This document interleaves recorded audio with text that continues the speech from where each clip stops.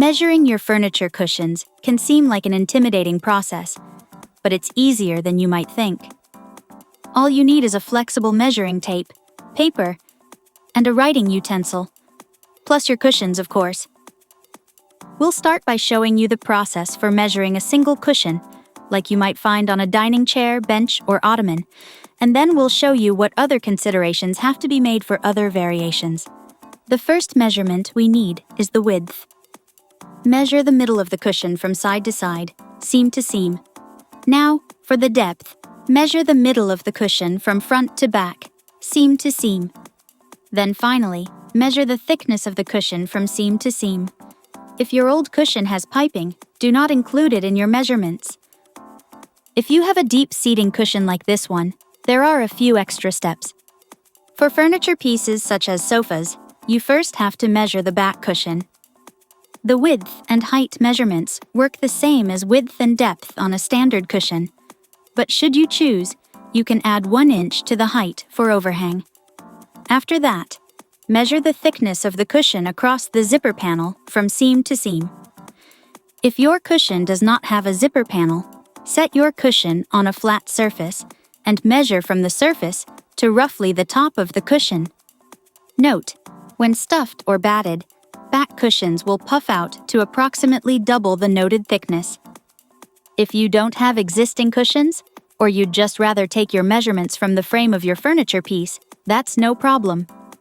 Like the previous examples, we'll start by finding the width, this time using the frame instead of a cushion.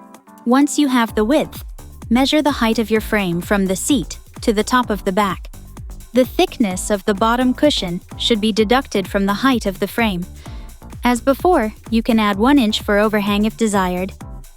When it comes to choosing the thickness of the cushion, remember that back cushions are typically the same thickness as the seat, or 1 inch less.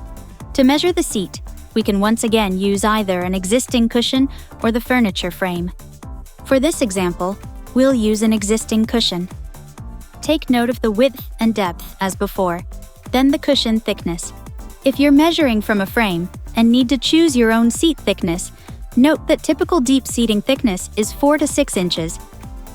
If you have a sectional, it may help to make a diagram. First, draw the letter L, like a block letter, then make a square where the arms meet.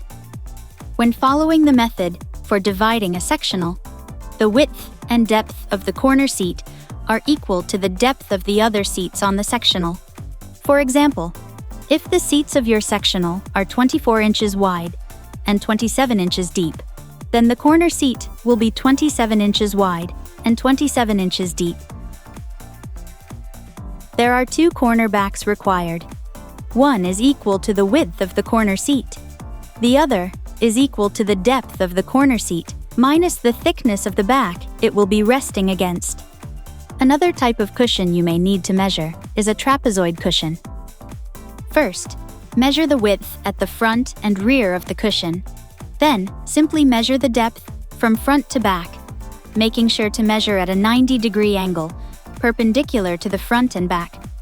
In terms of thickness, we recommend choosing between 2 to 6 inches, and for benches wider than 40 inches at the front, we recommend going no thinner than 3 inches.